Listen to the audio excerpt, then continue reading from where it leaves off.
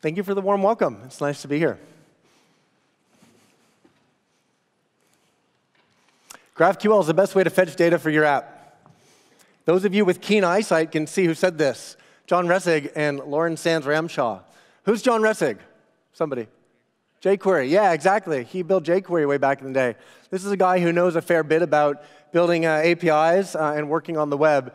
Lauren Sands Ramshaw worked on Meteor, which is a popular JS framework. Whether or not you like Meteor doesn't matter. The point is, these people know a lot about JS, also a lot about working and fetching data from remote servers. Goes on to say, GraphQL offers a way to push all logic for specifying data requirements onto the client. That basically means you get a really simpler back end than you would otherwise. Now, I'll get into the details about what GraphQL is as we go along. And I'm going to get through the slides as quick as I can because I want to spend as much time as possible live coding for y'all. I think we've all seen enough slides for today. So, GraphQL in 5 points. What is it? It's a query language for your API with a server-side runtime for executing those queries using a type system that you define for your data. Now, number 4 is the really key point. A lot of people, I think, get this mixed up. It's not tied to any specific database or storage engine. GraphQL does not have anything to do with graph databases. I think that's a common misconception out there. You can use a graph database as a data source for your GraphQL API if you want, but you don't need to. It's completely technology agnostic. So it's backed by your existing code and data. You have a preference for writing in Ruby. You can build a GraphQL server in Ruby, Java, JavaScript. It doesn't matter, right? SQL data-backed, no SQL data-backed, GraphDB data-backed, anything you want. So how do you run a GraphQL server? You've got a few choices. Now, a popular approach is containerize. You build your GraphQL server and just conforming to the GraphQL spec for fulfilling the query and mutation requirements of your client in whatever language you want. And you might package that up in a container, deploy that. That's great. That's nice. But now you have to manage your container as well as all of the code for your server. And you've got to worry about scalability, security, high availability. The other option that I would like you to consider is a GraphQL as a service option in the cloud. Right? The idea there is, for some cases, you won't need to write very much code at all. And by taking a serverless, or sometimes people call it a serviceful approach, and using GraphQL as a service in the cloud, scaling and security and high availability is managed for you. AWS AppSync is our solution for letting you have a managed GraphQL endpoint in the cloud. Let us worry about all that undifferentiated heavy lifting. Let you worry about connecting your clients with the data that they need. It includes the abilities for real-time collaboration. There's an offline programming model with data synchronization. You have a lot of different options when it comes to connecting to different data sources. And there's a lot of nice tooling for broad or fine-grained access control. Now, I'm not going to get into too many of these points today because I've only got 26 minutes to go. But I hope that at the end of this demo, you'll be excited to try this out more. So how do you get started? I'm going to use the AWS Mobile CLI, which is a tool that, along with the AWS Mobile Hub service, lets you manage cloud resources in a convenient way. And I'll do an AWS Mobile init, and then I'll enable AppSync, and then we'll get going, and we'll see AppSync in the web console. And then we'll go back and we'll build a React application. AWS Amplify is our open source JavaScript library that makes it really easy to work with cloud resources. You probably heard Ollie Klein talk about that this morning in the keynote. I love it. Great documentation. And you'll see that as we go. So, you ready? Demo gods, come on. Be my friend today. Here we go. Let's see this in action. Over to the laptop. Just give me a holler if any of the font sizes are too small for you, OK? So, AWS Mobile. I'm sorry. We're going to start with using Create React App because I'm going to do, let's call it Dev Day events. I'm doing this first because I want the shell of a React app that I can then add in the AWS Mobile the CLI. I can initialize that directory with AWS Mobile CLI, and I can add Amplify in as a dependency. But we'll come back to the React stuff after we just get this shell set up. Shouldn't take too long because I have most of the dependencies already on this computer. Good to go. So now, what do I call that? Dev Day events. Perfect. Now we'll just AWS Mobile init. And now I can accept all of these defaults. They map very nicely to what Create React App sets up for me. And I'll accept the default project name with the dev day events and the timestamp, that's fine. So what this is going to do now out of the box is provision for me in the cloud a place where I can deploy my React app fronted by a content delivery network, CloudFront in this case, and the app gets deployed to S3. But that won't happen unless I type AWS Mobile Publish, which maybe I'll do at the end if I have time. But that's what's going on right here when you say AWS Mobile init. Now, it knows that I'm in a React app, so it's also going to add AWS Amplify, and it's going to add the AWS Amplify React specific components dependencies as well. Look at that, fetching 1130 out of 1131. Thanks, Internet. There we go. OK. This shouldn't take too long. Great. OK. And now we should be good to go. I'm going to not even run the React app yet. We're going to go to the web console now. And if I refresh my AppSync console, oh, I forgot to do one more thing. Sorry. AWS Mobile AppSync Enable. And I'm going to say -p, which will let me configure it also. I'm going to say I just want to use an API key for authentication. Not recommended for anything except development, but it's a simpler model and will help me demo it faster, so we'll take that.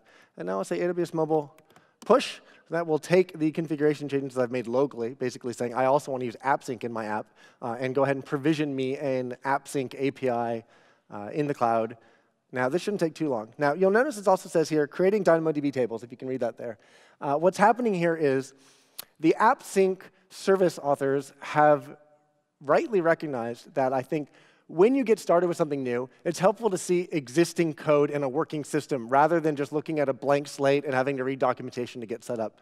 So out of the box, if you enable AppSync in a new mobile app, or a new web app, it's going to provision a default schema for us. That's just going to be a simple event management style API. And there'll be some sample code already wiring up the queries and mutations that we can do in that API. And that's what's happening there. Behind the scenes, DynamoDB is going to be our data store for this. Now, generally, it only takes about another 30 seconds, so we should be on time to actually see me doing fun things here in just a minute. While that's going on, the front end might actually be loaded enough that I can start showing you the schema. Yeah, cool. So if you want to find AppSync, you can go to services. You can type GraphQL. You can type AppSync. There's a number of ways to find it. But once you get there, you'll see your API. And let's talk about a schema. So this is going to be your crash course in GraphQL if you've never used GraphQL before. Well, that font size is probably too big. Everybody can read that, yeah? In the back? Good? Way in the back? Hands up if you can read? Good, thank you. OK, so let's look at this from the bottom up. GraphQL has a schema definition language, which is basically saying, here are the data types for my API. Here are the queries and here are the mutations I'm allowed to do with those data types and what kind of data I expect back from those operations. The root node here is a schema. So every schema has this schema keyword. And inside there, you're going to say, if I have queries or if I have mutations, and then those are going to point to those respective data types. So for example, let's look at our queries. So here's our query data type. And this basically just says, I have two queries defined right now. One called getEvent, which takes an ID argument. The name of the argument is ID, and the type is ID with an exclamation mark. If you can think of an ID type as like a string identifying, meant to identify something uniquely, so like a UUID. The exclamation mark means this is a required argument for this query. And what I get back from this getEvent query is an event type. We'll look at this type in a second. The other thing I can do is I can ask for a bunch of events. So I can say list events.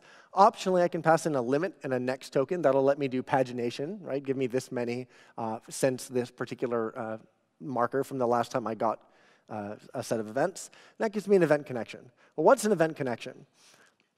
An event connection is just another data type in my system that has two properties. Items, which is a list of 0 or more events, and a next token that I can use to paginate through my result set. OK, what is an event? An event is just another type in my system that has an ID, which again, you can think of it as like a UUID. That's got a name, a where, a when, and a description, and those are just all strings. Now, data in GraphQL can be nested. In fact, this is why it's called GraphQL, because you can think of your data as like a directed graph, right? I've got events, and events can have comments, and comments could have authors. And so I could say, give me all the events, but from all the events, I only want like name, but I also want comments, and I only want the author's name for the comments, et cetera. So you've got that kind of tree or graph structure that you're querying against your data. That's where the name comes from. And so you can have nested relationships. That's what I wanted to communicate here. So for example, the events have comments. The comment connection has a very similar shape to event connection, except instead of items being events, the items are comments. So that's the schema. Let's not look at comments because we're really not going to make any comments for the duration of this demo. But let's actually now go ahead and write some queries. So if you've ever used GraphQL before, you're probably familiar with a tool called GraphQL. GraphQL, I think sometimes they call it GraphQL. This is a very similar interface. Basically, it's a tool inside AppSync that lets you explore your API by writing queries and mutations and also exploring the documentation. So I can see here, for example, that on my query type, I've got two queries, like get event, list events, et cetera. So how do you do this? So you actually write in the same kind of shape as what's defined in your schema. So I'll say I want to make a query, and I want to do list events. And you can see I get autocomplete as well. So I want list events. I'm not going to ask for any other arguments in there. And what I want back from that is the items. And from the items, let's just say I want to see the event name and the description. Now let's run this. I can run it with a keyboard shortcut, or I could click the little play button. You can see I don't have any items yet, right? Now that should make sense because this is a fresh API. There's no data there. So I'm going to give this query a name. I'm going to call this all events. And I'm going to actually write a mutation now. Let's add some data. I'll call this new event. And we'll say this is a create event mutation. Now here I'm going to have to pass all of these things in. I'm going to put these on new lines because I just think it reads better. So this will be like def day. Description, a day full of great talks. I hope you all agree. Where, I'll just say, Melbourne, yay, typing. Melbourne Convention Center. And when, what is today's date? I don't even know, 2018-08-07, is that right? Yay, I do know today. Cool, good enough. And then even mutations need to say what data they want back. That's why I've got this little like squiggly line here telling me there's still something wrong. So from that mutation, I want back, just give me the ID of the thing you just created, please. I'll run that. And I got back an ID, so hopefully that worked. I'll go ahead and I'll just make one more here so we have more than one in our API. Let's just say Unix's epoch. One way to keep time, where, I don't know, let's say AT&T, because that's where Unix was sort of born. And when, we'll just say 1970, 0101. Cool. So now let's run this list events query again. You can see I could also have just picked it from here. And we get back two things. So that's cool, right? Now this isn't completely magic. There's some code somewhere that's saying, when I get a create event mutation, I need to store that somewhere, in this case in DynamoDB. So let me show you how that's done. But before I do that, I just want to show you the power of GraphQL. And the nice thing is, if you only need the name back for whatever your UI is doing, you just ask for name. If you need the name and the where and the when and the description, you can ask for all of that back, right? So what the schema is specifying is not the data you're going to get back from an API call, but the maximum amount of data you could get back. But ideally, you'll probably want some subset of that depending on each of your views needs in the app you're creating. Now, this is nice because you're no longer overfetching your data. I've written plenty of REST APIs in my life, and one of the hard things about the REST API is you have to decide what's the representation of my resource going to be, and what data do I want to include on that. And oftentimes that means you're overfetching too much data than what the client needs for a particular need. So let's go and see how this works in terms of mutating data. AppSync has this concept of data sources. And what it was provisioned for me automatically here in sort of this getting started demo API is a comment table and an event table. And if I click this, it'll take me to DynamoDB in the console, and I can see, I could browse that table and see what that looks like. It's not going to look surprising to any of you. It's just going to be the data there that we were storing, right? But what's neat is, inside the schema, this is the next piece of GraphQL knowledge I'm going to impart on you, jargon alert. GraphQL has something called resolvers. And resolver is just a name for the code that decides how to fetch data or where to write data for a particular field in the queries and mutations that you're interacting with. And so in the resolvers on the right, if we just scroll down, you can see, go to the, let's look at the create event mutation. So we can see here, this is talking to the AppSync event data source, the event table, which we know is DynamoDB. And here is what AppSync is doing under the hood. This might look a little bit weird, but really all this is doing is this is a template that is translating a GraphQL operation into a DynamoDB operation. And it's using something called Apache Velocity templates, which is an open source templating language that supports logic. So you can do if statements, you can set variables, et cetera. You can have loops in it. So you can do quite a bit of logic inside the templating language in order to construct your operations that are going to go out to DynamoDB, for example. You can also talk to Elasticsearch this way. In this case, we're going to create a new ID that's going to use in the utility function. So you've got things like date time functions, create me a UUID, these types of things. And you can see that in my GraphQL command, or in the mutation, I had a name, a where, a when, and a description. So those all come through in this special context variable under context.arguments. But all this is doing is translating that create event mutation into a put item operation in DynamoDB, which is how you add a new value to Dynamo. And then what I want to get back is basically just the result that DynamoDB gives me for that API operation. I'll just JSONify that, give that back to AppSync, and it'll know what to do. So there's similar ones for all the other operations that it's defined, which we're not going to look at because we don't have time, and I actually want to get into wiring this all together with the React app side of things now. So let's do that. How are we going to do this? Well, first, let's just go make sure that our React app actually runs. We'll type npm start here. Great, so we get this standard create React app splash page. Let me also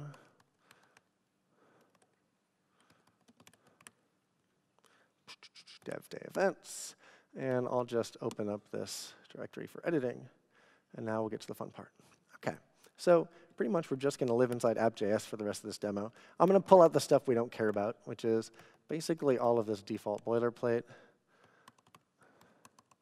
We're just going to make a nice, simple div saying hello dev day. Now, what create React app gives us out of the box is an auto-reloading, hot reloading, refreshing web app. So I didn't even have to refresh my browser. So I know this is working, and that's great. So now let's actually pull in the data from AppSync instead. So we're going to use AWS Amplify, like I said. Now, to get started with this, you can look at the quick start. There's helpful instructions for a number of different cases. We've already done this for React. AWS Amplify got installed for us when we used the mobile CLI and added AppSync. So we don't have to do any of that. You can read all that if you want. But basically, what we do need to do are these 3 lines here. So I'm just going to dump those in the top of our app. So we're importing Amplify.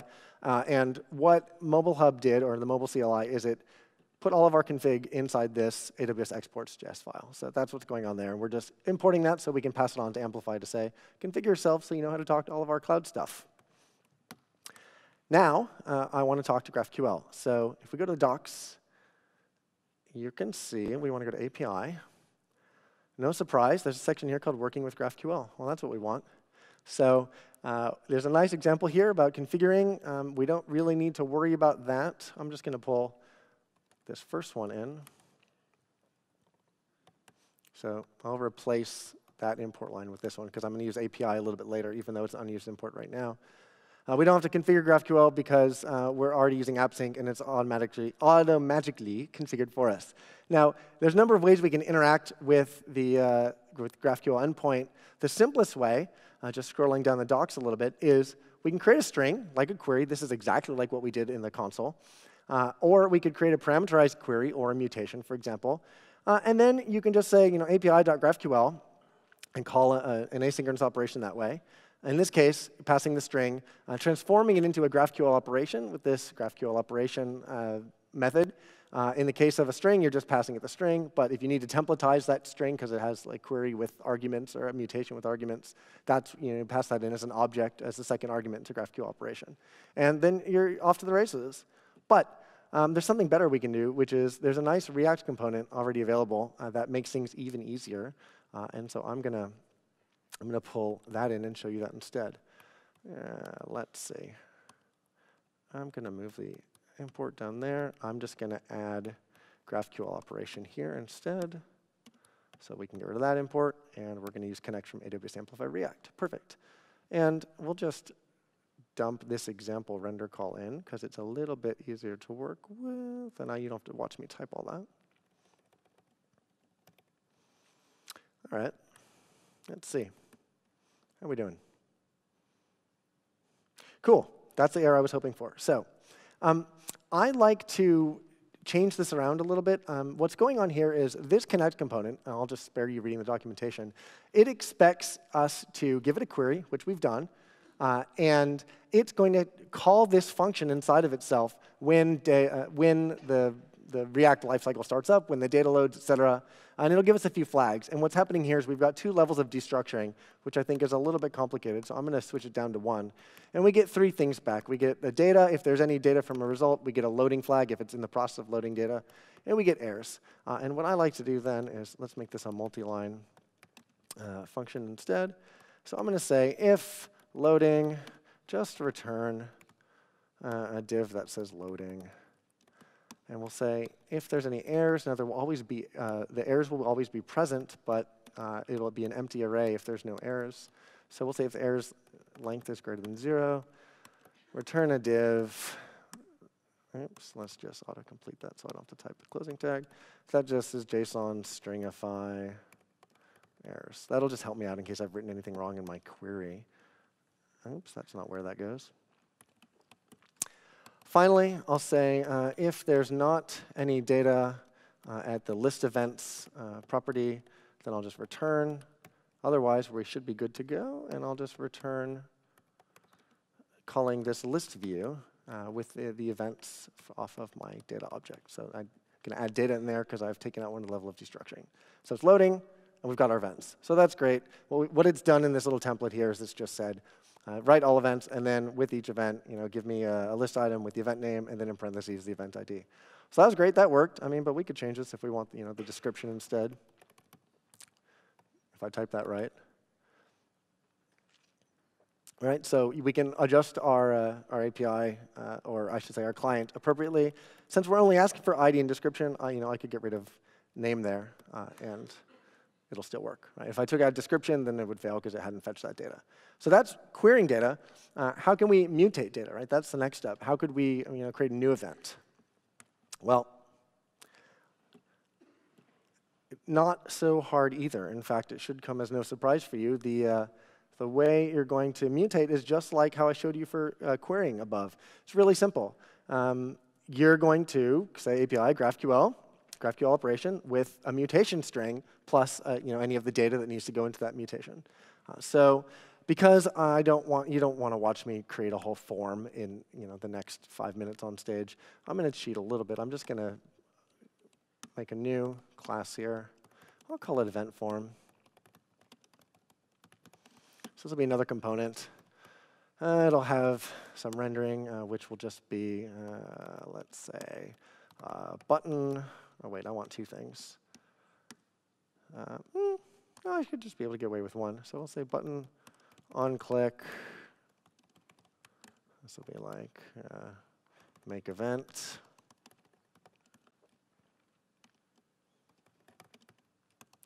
Okay, typos, create event. I'll end my button. That should be fine. And then we'll need to just make that create event function. So that'll need to be an async function. Well, I think it will. Yeah. I'll show you why it does need to be. It's not going to take any arguments, and it's just going to do this. Right? So I've just pasted in what they had here, which is basically we've got a create event. We don't need the import. Let's also just format this a little bit because it should look a little nicer. So we have a create event string, which is our mutation string. It's just like what we had in the console before, except we're parameterizing it. So we're saying this create event string is going to take a name variable, a where, a when, and a description. Those are all strings. And then it will take those from the mutation that I've declared here, and it will pass it down into GraphQL with those same names, right? We could change this name to be like A or B or C, and then we would just change this variable name down here. So you're just giving the mapping of what you want your mutation string to take as its interface and what it's going to pass down to the GraphQL mutation operation instead. And in this case, we're going to ask for all the data back. Now, instead of making the form with all the fields, here we'll just hard code one. But obviously, we could pull this from our state in a React form if we had one. And then we'll await, since this is an asynchronous operation, the mutation, and then we'll just log the data from that new event. So that should work, but we're going to have to add this to our component if we want to see it. So let's just add, what do I call it? Event form? Yeah.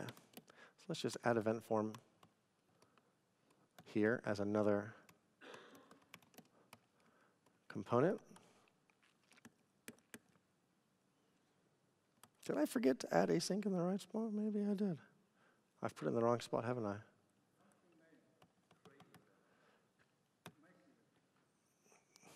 What did I call it down here? Make event. Thank you.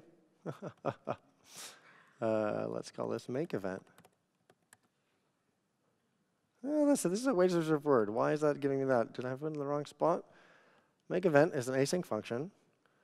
I need to say that there's no arguments. That's my fault. There we go. Cool. So let's pop open the console. And if I press this button, hopefully, look, there's our result. We got back some data, so that probably worked. Now, you'll notice that it didn't refresh here, and that's because we haven't wired up a subscription yet. But if I just refresh the page, we'll see that the data came through. And why is it only showing that and not the did I take out the name from what I was rendering? Event ID, event name. Oh, yeah, I did take out name. Thank you. That was silly of me. I meant to say that I didn't care about ID anymore, but I wanted name and description. That's why that wasn't rendering. Good. Thank you. Pair programming with the whole audience. You're awesome. That's that. So that's how you can do a mutation as well. It's very simple. So I've got 2.5 minutes left. I don't think it's enough time to do subscriptions to show you how we could have this page live updating as people were doing, creating events from their own browsers or from the AppSync console or any other band. But what I'm gonna press my luck. I'm gonna try and add authentication into this simple React app in 2 minutes to go, because that's how crazy I am. So AWS Mobile, I'm gonna say user sign-in enable, and I'm gonna give it some options here. We don't need to see so much of my server console. OK, so I'm going to go to advanced settings, and I'm going to say I want to use Cognito user pools, which will let me keep track of user IDs myself rather than using a federated sign-in. I'll say I want usernames. Minimum password 8 sounds good. I'm going to turn all these requirements off. Don't do this in production, but this way I don't have to remember a complicated password. And now I'll say AWS Mobile push, and then I'll tell you what's happening here. So now, because I just said I want sign-in for my app, it's going to go and provision for me a Cognito instance, a user pool and an identity pool. And this will let me, it's also going to configure Amplify for me by pulling in those other cloud resource IDs. And this will make it very easy for me to add authentication to this app with one line of code. I have to import another higher order component from React, from the Amplify React library, but I'll only have to write one line of code. So let me show you that while we're waiting for this to just refresh itself in the cloud. So instead of API, if we close this down, let's just go back. There's authentication. So right, I want to add authentication. How can I do that? So we can read a whole bunch here about how Cognito works and how to use it with Amplify. But the part that I'm most interested in is just showing you, and this is following the same kind of stuff that we just did, that there's one really nice option, which is using the with authenticator higher order component. So if I add import with authenticator,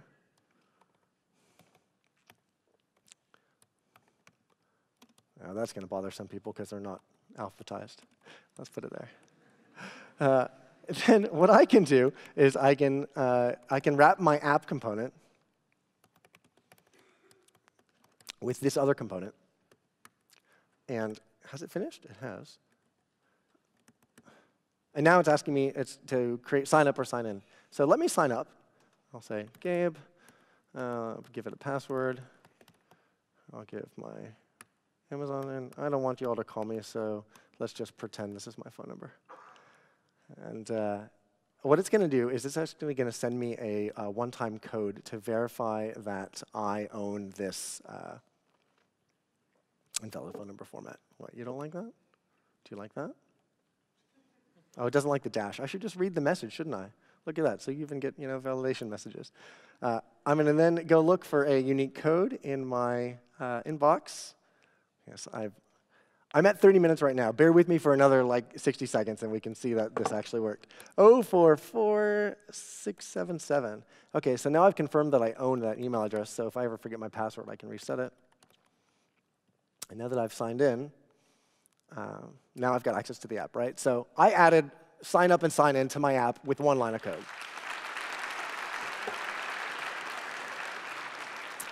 Thank you. Let's go back to the slides. I'm out of time. You know the drill. Your feedback is really important, and I don't want to gloss over this. It's true. I get the most out of my job when I hear what you thought of the session today. So please don't be shy about letting me know either in person or also giving your feedback by filling out the survey. We love to know what you think. Thank you so much. Build on. Keep in touch on Twitter if you want to.